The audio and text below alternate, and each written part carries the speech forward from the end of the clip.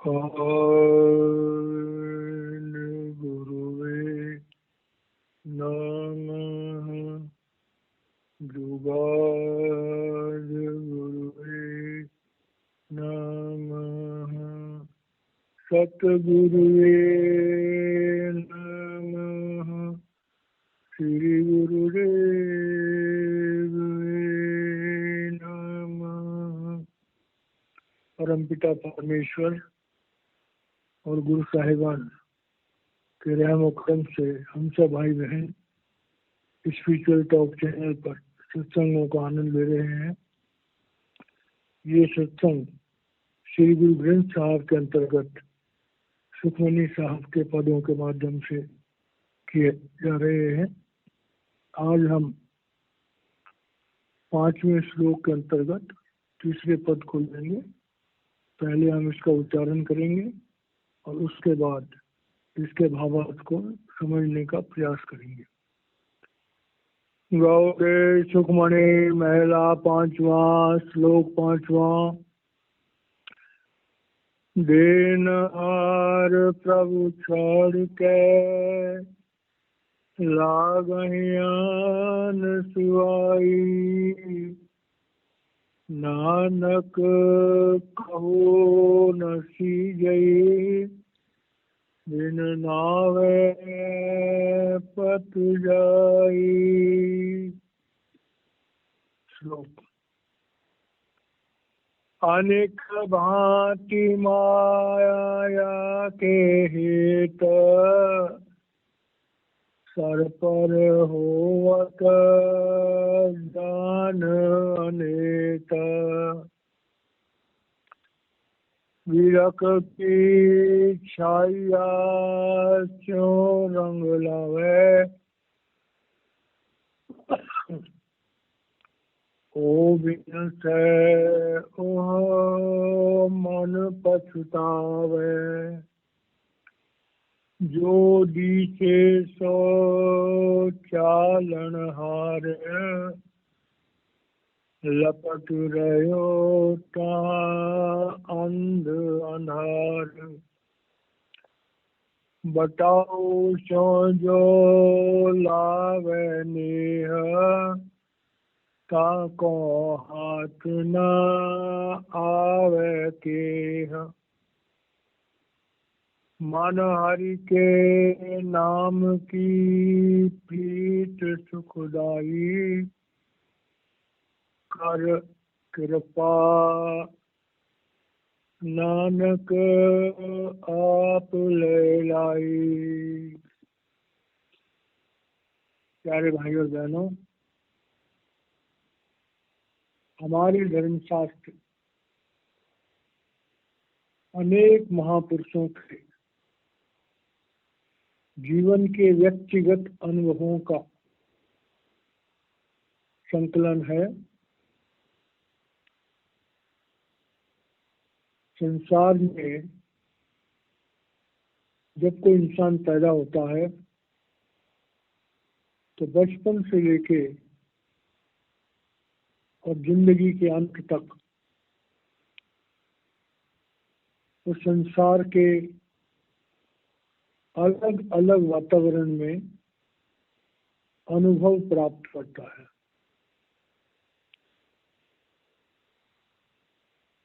और जो ज्ञानी महापुरुष होते हैं वह अपने अनुभवों को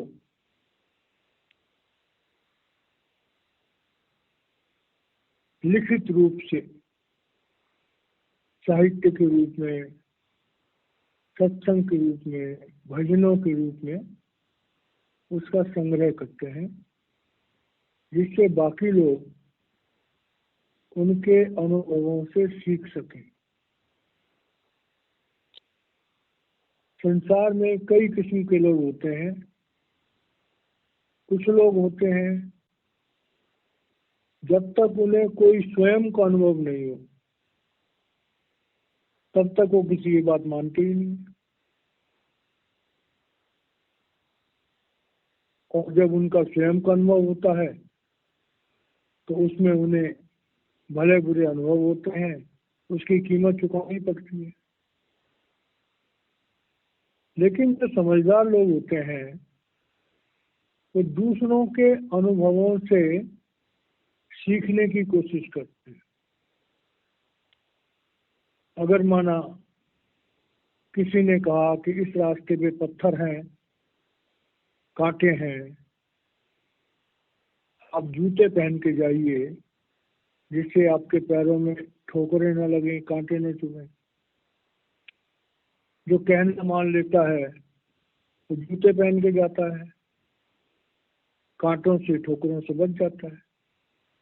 जो कहना नहीं मानता वो बिना जूतों के चला जाता है, कांटे भी चुभते हैं, ठोकरें भी लगते हैं, रोता भी है और बाद में जूते पहनता है। तो हमारे धर्म शास्त्रों में जो शिक्षाएं हमें दी गई है वो इसीलिए दी गई हैं कि भाई हर चीज का जो व्यवहारिक चीजें हैं, जिन चीजों को अनेक लोगों ने अनुभव कर किया है, कम से कम उनको हम सुने तो सही, मनन तो करें, अपना समय बर्बाद न करें। तो इस शब्द के माध्यम से श्री गुरु अर्जुन देव जी महाराज हमारे जीवन में इस भौतिक संसार का क्या महत्व है और इस भौतिक संसार की असलियत क्या है,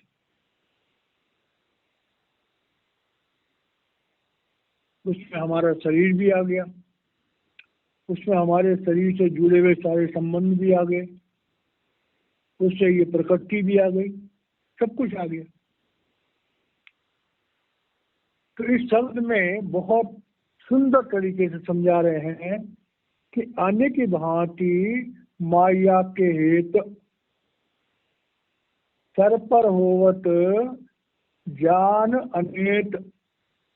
अब श्री अर्जुन देव जी महाराज कह रहे हैं हम इंसानों के लिए कि प्रभु ने जो इस संसार की रचना करी तो इस संसार में अनेकों चीज बनाई।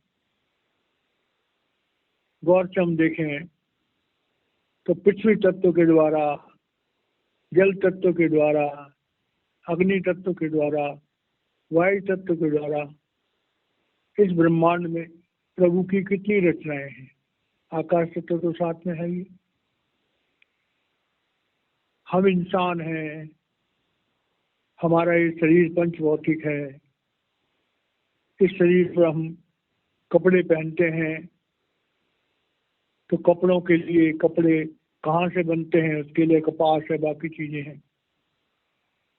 हमारा घर है, पेड़ पौधे हैं, फल हैं, संसार में गिनने लगे तो अनगिनत चीजें हैं।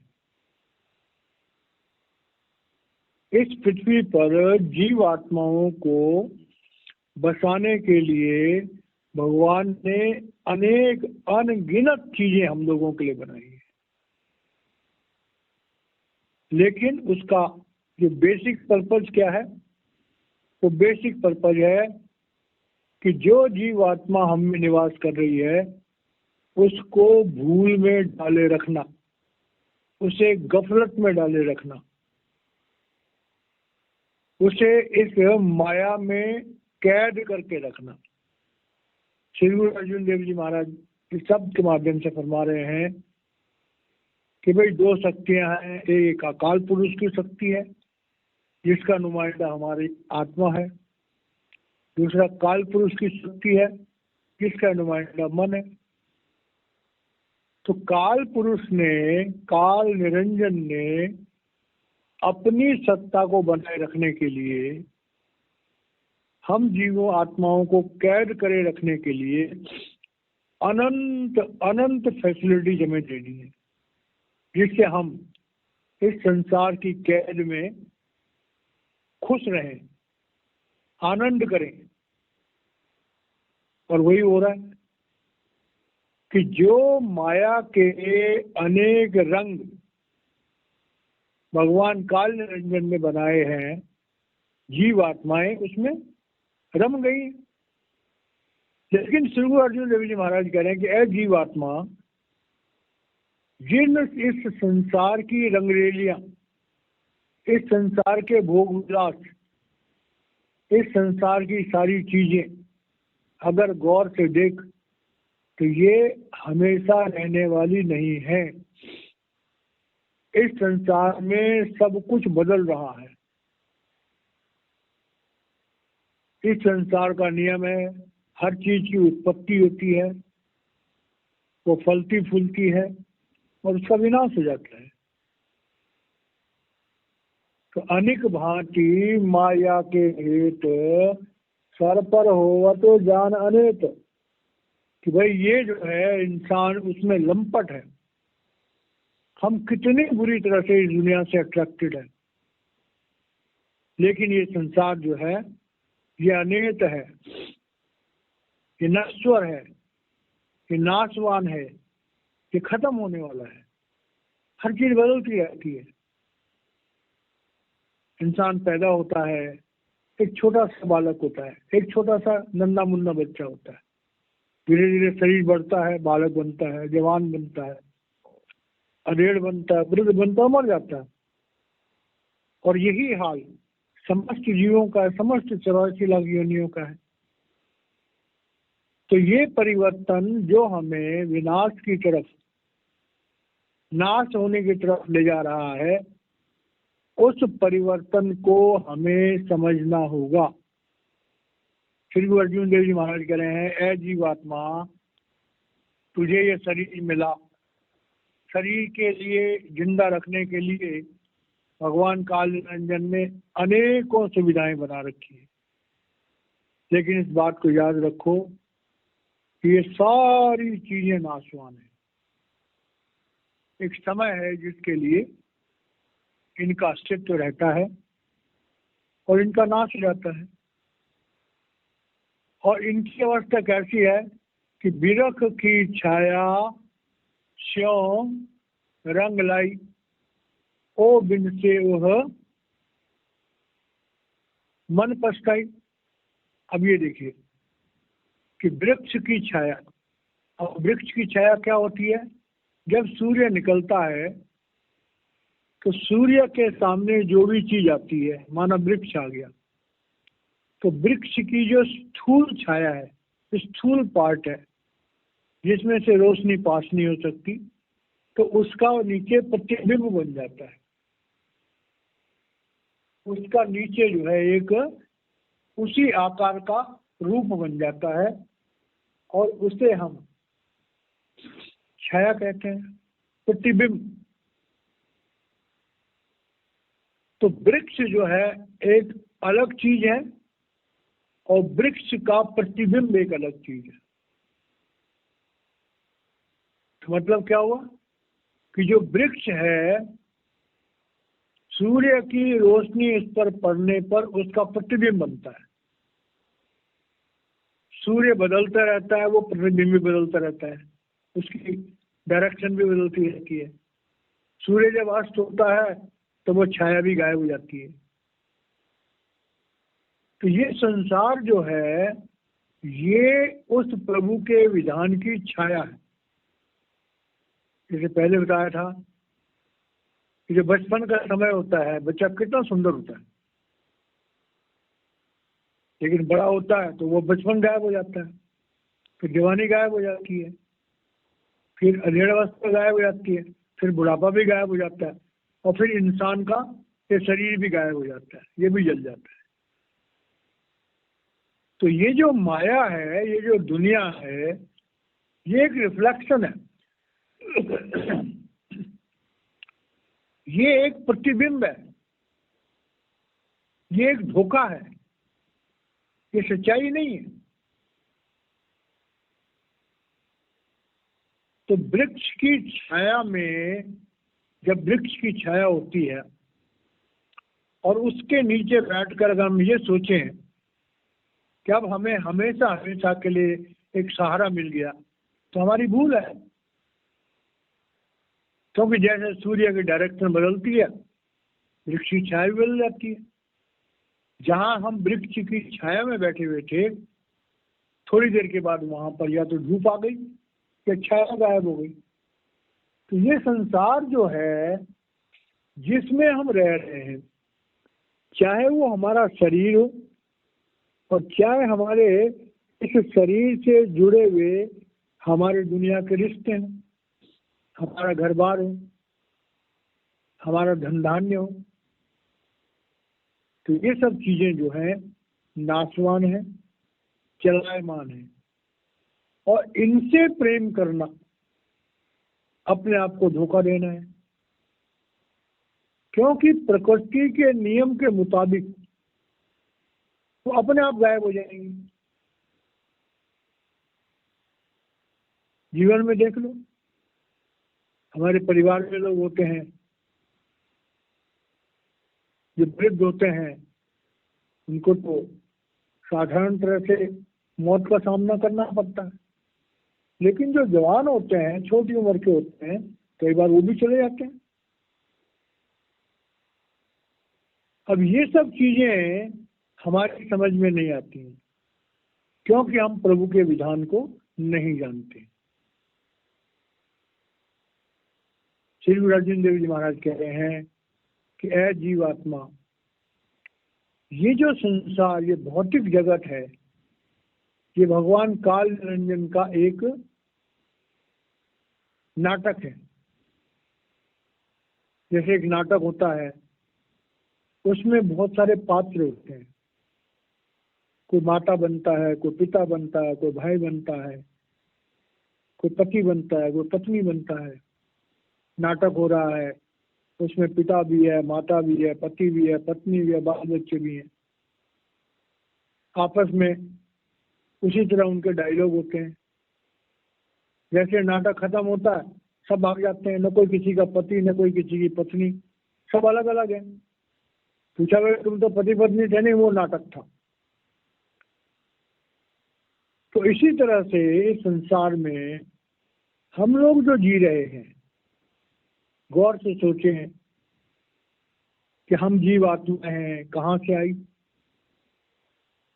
प्रभु के विधान के मुताबिक एक स्त्री और एक पुरुष के संयोग से हमारा ये शरीर बना। हम बड़े हो गए तो आगे शरीर बनाने के लिए हमें भी स्त्री या पुरुष मिल गए। हमने भी फिर उस प्रोसेस का सहारा लेकर के हमने भी आगे किसी मनुष्य शरीर को बनाने में कंट्रीब्यूशन किया। थोड़े दिन हम पति पत्नी बन के रहे, माता पिता बन के रहे, भाई बहन बन के रहे, फिर चल दिए। जो चले गए उनसे हमारा कोई संबंध नहीं, जो अभी तक आए नहीं उनसे भी हमारा कोई संबंध नहीं। तो चंद रोजा जो हमारे संसार के रिश्ते हैं, हम उन रिश्तों में इतने बुरी तरह खो जाते हैं कि हम सोचते हैं कि अब जन्म जन्मों के लिए सृष्टि के अंत तक अब यही हमारे रिश्ते रहेंगे। ये बात समझने वाली है कि ये भौतिक जगत नाशवान है। वैसे ही नाशवान है जैसे एक वृक्ष की छाया होती है, जब तक सूर्य की रोशनी उस पर पड़ती है उसका प्रतिबिंब बनता है। सूर्य की रोशनी हटती है, उसकी छाया खत्म हो जाती है। ऐसे ही हमारा जीवन है। हमारे प्रारब्ध कर्मों के मुताबिक जितनी देर के लिए हमें जो शरीर मिला होता है, जो वातावरण मिला होता है, उसका हम आनंद लेते हैं, उसके अच्छे बुरे अनुभव करते हैं। समय बीतता जाता है, परिस्थितियां बदलती जाती हैं, तो वो अवस्थाएं जिससे हम बड़े प्रभावित हो गए थे, वो अवस्थाएं बदल जाती हैं। और उसके बाद हमें, अगर उनसे हमारी आसक्ति बन गई है, तो हमें पछतावा होता है कि ओ बिन से ओह मन पछतावा। अगर इस संसार से हम मोह करेंगे और जिन परिस्थितियों से हमने मोह किया, जिन वस्तुओं से हमने मोह किया, जिन मनुष्यों से हमने मोह किया, कल को जब वो हमारे जीवन से चले जाते हैं तो हमें बड़ा पछतावा होता है, हमें बड़ा दुख होता है। ये एक एग्जाम्पल के तौर पे बता रहे हैं। अब दूसरी एग्जाम्पल के तौर पे बता रहे हैं कि जो दिसे सो चालनहार लपट रहो ता अंध अंधार। अब देख, जो दिसे सो सख विनाशे ज्यों बादर की छाया, जो दिसे सो चालनहार। अब ये बात फिर समझने वाली है। ये भौतिक संसार चलायमान है, ये नाशवान है, ये बदलता रहता है। जैसे हमारा बालपन जवानी में बदल जाता है, जवानी बुढ़ापे में बदल जाती है, इसी तरह से जैसे पेड़ पौधे हैं, छोटे होते हैं, बड़े होते हैं, सूख जाते हैं। हर चीज जो है वो जन्म लेती है, उसका विकास होता है और उसका नाश होता है। श्री गुरु अर्जुन देव जी महाराज कह रहे हैं, ये समझे में इसलिए समझा रहे हैं कि भाई हमें किसी खास परिस्थिति में कोई चीज अच्छी लगती है, किसी खास हालात में हमें कोई चीज अच्छी लगती है, लेकिन वो चीज तो बदलने वाली है, वो चीज तो बदलने वाली है। तो जो चीज बदल जाएगी, अगर उस चीज से नेह किया तो वो दुखदाई है, वो दुखदाई है। तो कह रहे हैं जो दिसे सो चालनहार लपट रहो का अंध अंधार। अब उस चीज पे जिसने नाश हो जानी है, जिसने बदल जानी है, अगर उससे हमने मोह किया, आसक्ति करी, तो वो समझो कि हमारी अवस्था उस अंधे की तरह है जिससे आगे का रास्ता पता ही नहीं है। तो खड्डे में तो गिरेगा ही गिरेगा, अंधा है। इसीलिए कहा गया कि सब जग अंधा अंध कमाया, गुरु बिन मध्य न पाया। गुरु मिले ता आखी वेखे, घर अंदर सब वथ पाया। श्री गुरु अर्जुन देव जी महाराज कह रहे हैं, है दुनिया के लोगों, ये संसार, ये शरीर, ये सारा वातावरण सब बदलने वाला है। अपनी वास्तविक अवस्था में कुछ भी नहीं रहेगा, हर चीज परिवर्तन के अंतर्गत है। तो जब हर चीज परिवर्तन के अंतर्गत है और कोई भी चीज स्थिर रहने वाली नहीं है, तो उससे अगर हम नेक करेंगे तो वो हमारी मूर्खता के सिवाय कुछ भी नहीं है। आगे एग्जाम्पल के तौर पे कह रहे हैं कि बताओ सो जो लावे नेह ताको हाथ ना आवे के। अब ये बात बड़ी गहराई समझने वाली। बताओ कहते हैं यात्री। अब देखिए, जब हम यात्रा करते हैं तो यात्रा माना हमने ट्रेन से यात्रा करनी है, हमारी टिकट बुक हो गई, एक सीट हमें मिल गई, एक है, दो हैं, जो भी हैं। जब हम ट्रेन में चढ़ते हैं तो हमारे दाएं तरफ, हमारे बाएं तरफ, हमारे ऊपर, हमारे नीचे बहुत सारी सीटें होती हैं। तो उन सीटों पे और अजनबी लोग बैठे होते हैं, कुछ सीटें खाली भी होती हैं, जो अगले स्टेशन पे लोग चढ़ जाते हैं, फिर अगले स्टेशन पे कोई उतर भी जाते हैं। अब जब हम यात्रा करते हैं तो हमारे अगल बगल, ऊपर नीचे दुनिया भर के लोग होते हैं। अब यात्रा के दौरान कोई मुंह बांध के तो बैठे नहीं होते, थोड़ा बहुत आपस में बातचीत कर लेते हैं। बातचीत करने के बाद जिन लोगों से हमारे विचार मिलते हैं उनसे मित्रता भी हो जाती है। थोड़ी देर के लिए अगर हमारे पास भोजन है, एक दूसरे को बांट के भी खा लेते हैं, और उस समय ऐसा लगता है जैसे कोई एक परिवार है। बड़ा हंसी मजाक भी होता है, बड़ा सब कुछ होता है। लेकिन जिसका स्टेशन आता है वो इस बात की परवाह नहीं करता कि यहाँ मजा आ रहा है, वो उठ करके अपने स्टेशन पर उतर जाता है। जहां पर जिसने चढ़ना होता है वो स्टेशन पर चढ़ जाता है। तो जैसे यात्रा के दौरान हमें बहुत सारे मित्र मिल जाते हैं, हम भावनात्मक रूप से भी थोड़ा बहुत उनसे जुड़ जाते हैं, लेकिन उनसे हमारा कोई संबंध नहीं होता। कौन कहाँ का है, कौन क्या है, कौन कहाँ जाएगा, कुछ नहीं पता।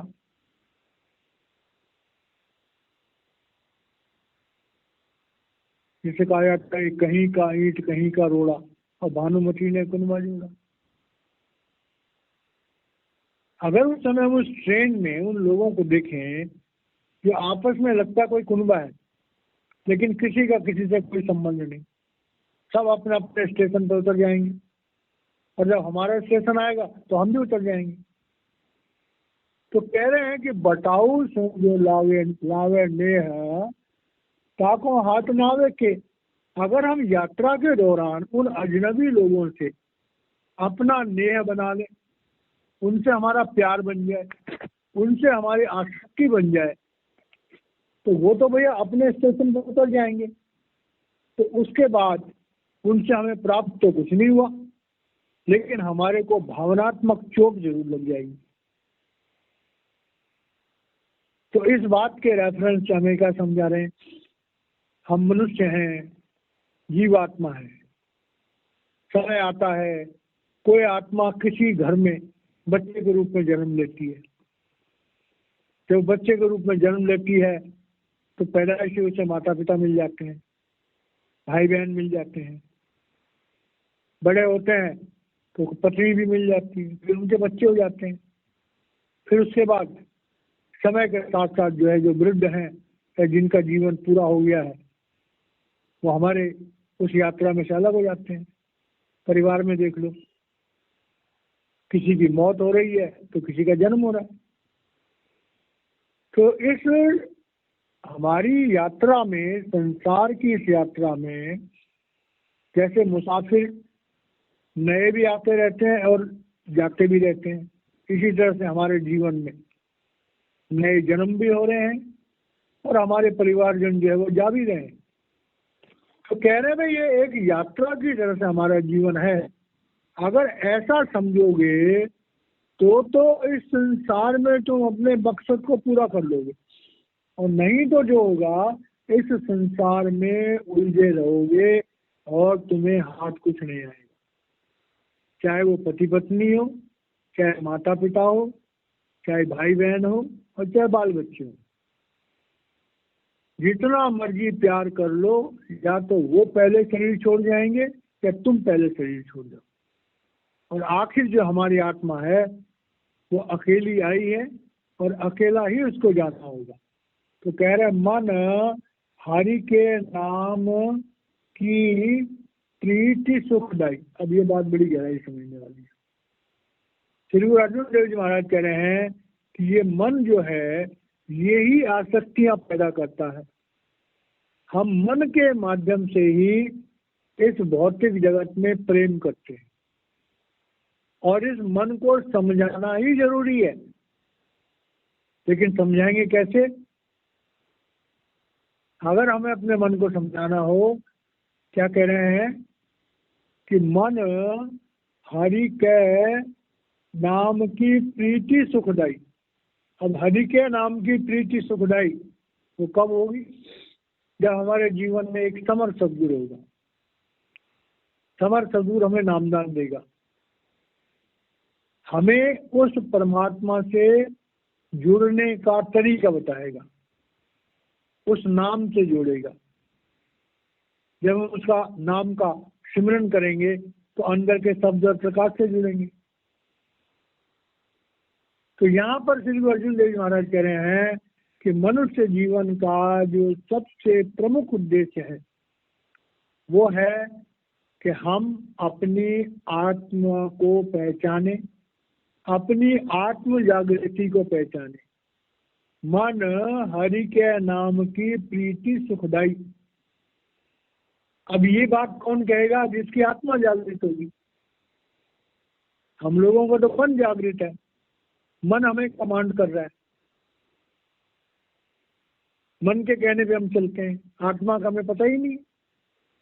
तो श्री गुरु अर्जुन देव जी महाराज कह रहे हैं कि मनुष्य जीवन का जो परम उद्देश्य है वो है पहले अपनी आत्म जागृति, अपनी आत्मा को पहचानना। अब अपनी आत्मा को पहचानने के लिए क्या होगा कि कर कृपा नानक आप ले लाई। अब यहाँ पर जो असली बात कह रहे हैं श्री गुरु अर्जुन देव जी महाराज सदगुरु नानक को मुखातिब होके कह रहे हैं कि है सदगुरु, ये जो सारी पॉसिबिलिटीज हैं हरि के नाम की सुखदाई को अनुभव करने की, ये आपके द्वारा संभव है। अगर एक समर्थ सदगुरु किसी जीव आत्मा पर तरस खा करके उसे प्रभु के नाम से जोड़ेगा तभी हम उस नाम को समझ पाएंगे। ये बात बड़ी गहराई से समझने वाली है कि जिस नाम का यहाँ जिक्र कर रहे हैं, जिस धुर की वाणी का जिक्र कर रहे हैं, जिस अमृत का जिक्र कर रहे हैं, वो एक समर्थ सदगुरु की देन है। नानक आप ले लाई। अगर सदगुरु चाहता है, सदगुरु कृपा करता है, तो कोई जीव आत्म जागृति को प्राप्त कर सकता है। क्योंकि हम जो जीव हैं वो कर्मों के विधान से बने हुए हैं। हमारे संचित कर्म हैं जिनका कोई अंत ही नहीं। जब तक हमारे संचित कर्मों का नाश नहीं होगा कोई भी जीव आत्मा काल के जाल से मुक्त नहीं हो सकती। तो सदगुरु क्या करता है कि सबसे पहले हमारे संचित कर्मों का नाश करता है। जब संचित कर्मों का नाश हो जाता है तो काल के यहाँ से हमारा लेखा पड़ जाता है। उसके बाद हमारे शरीर में ज्योति और सुर्ति का संचार करता है, जिससे अगर हम दोबारा जन्म भी लें तो मनुष्य जन्म से नीचे नहीं जाए। हमें 5 नाम का मंत्र देता है जिससे हम अपने शरीर में 5 चक्रों को, मूल चक्र, इंद्र चक्र, नाभि चक्र, हृदय चक्र, कंठ चक्र को क्रॉस कर सकें और आज्ञा चक्र पर आकर के अपने निज स्वरूप के साथ जुड़ सकें और गुरु के शब्द रूप और दूरी स्वरूप से जुड़ सकें। तो ये सारा प्रोसेस जो है उस परम पिता परमेश्वर की कृपा का है, उस अकाल पुरुष की कृपा का है जो किसी मनुष्य शरीर में काम करता है, जिसे हम सदगुरु कहते हैं। तो श्री गुरु अर्जुन देव जी महाराज कह रहे हैं कि हमारे जीवन में एक समर्थ सदगुरु होना बहुत जरूरी है। समर्थ सदगुरु के द्वारा जब हमें नाम मिलता है तभी हमारा मन उस प्रभु के नाम की प्रीति से जुड़ता है। जो भाई बहन किसी गुरु से नाम लेवा है, जब वो भजन सिमरन करते हैं शुरू में मन अड़ी करता है, लेकिन धीरे धीरे धीरे करके जब मन को उसमें रस आने लगता है तो फिर मन भी कहता है कि चल बैठ ध्यान में, क्योंकि मन भी ब्रह्म का अंश है, मन भी शब्द और प्रकाश का रसिया है। तो रूहानियत के रास्ते पे शुरू में थोड़ी अड़चन आती है, लेकिन जब हमारा भाव बन जाता है और हमारे मन को अंदर का रस पीने का सौभाग्य प्राप्त होता है तब मन भी भक्ति में आगे भागता है, फिर वो हमारा साथ देता है, क्योंकि उसे भी समझ में आ जाता है कि वो ब्रह्म का अंश है।